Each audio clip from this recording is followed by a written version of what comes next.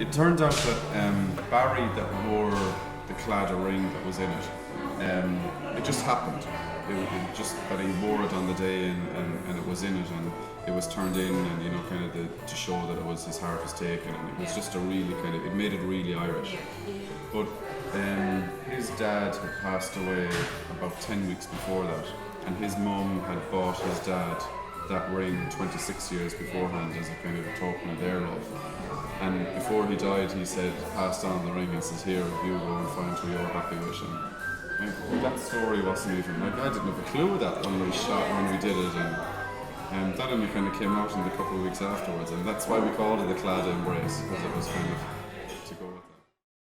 Well, I think what really, apart from the hard, in a sense, boring graft of, running a campaign and all that, I think what, made the difference here, what won the vote here is the personal stories of people.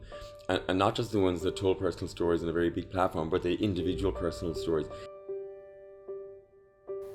Growing up gay in 90s and noughties Ireland meant carrying an inevitable burden. It bent our social posture to the point of disability without challenge. You still remember teenage years of being so unsure of yourself, and I desperately didn't want to be gay. And so, what swung the vote was that people didn't want to vote to discriminate against their brother or their sister or their daughter or, their cousin. This was so incredible, especially the one evening I was on a doorstep and opened the door and there was this man, and actually it was probably towards the end of the canvassing, but it was still early enough in the evening, but he was in his dressing gown, and so I said who I was and what we were, looking for a yes vote, and he said, just a moment, I want to get my wife and my son. And so he brought them to the door too. And again, they were all looked like they were just relaxed and I think getting ready for bed or whatever. And they just said, thank you so much. Thank you for what you're doing. Yes, we support it. This means so much to us. Their son in the middle was transitioning. So I've been their daughter.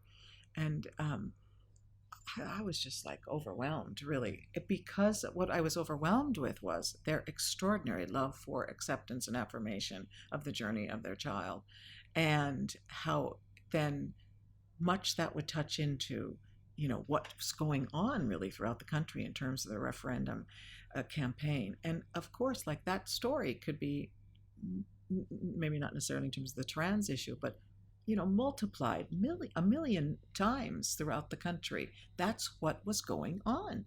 People who had felt oppressed, either lesbian, gay, bisexual, transgender, and their families kind of trying to come to terms with it, were all of a sudden feeling like there's a new life possible. This feels good. This is good news.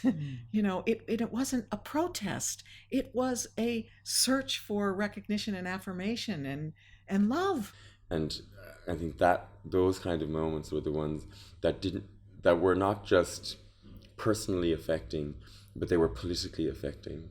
And they're the moments that I'll remember. Of course, I'll also remember the relatively boring parts of the campaign, but the ones that I will sort of cherish in a way, even though they were sometimes sad stories, were those moments where people told a really powerful personal story that left a mark on me and many other people. The night we put it up, we arrived down and the cherry picker was parked there, and where the space is. It was 12 o'clock on a Friday night. The place was bedlam, like bedlam. We had to move a cherry picker out a side street, past a nightclub, out onto the main street, and then reverse it back up. And we were kind of going, oh lads, how are we going to get this done? And there's two traffic cops or traffic guards that were on the beat, and we just called them over and I says, here, we're doing this, would you mind just kind of walking with us? Within 2 minutes they had rang up or radioed up for 6 more guards to come down. They closed off 3 roads for us so that we were able to get it over. Right in through in the middle of the town, right in through up through onto Dame Street. And there was that, we told them what it was for. Then they were kind of going, yeah, we see where you're going from. And it was all little bits, from down to the lads that were in the spar shop that was across the road that let us go in and get the water and gave us coffee. every little element. It cannot be overstated how unbelievable this movement was during the campaign. Apart from anything else, it was the canvassing drive was the largest act of LGBT visibility that's ever happened in the country.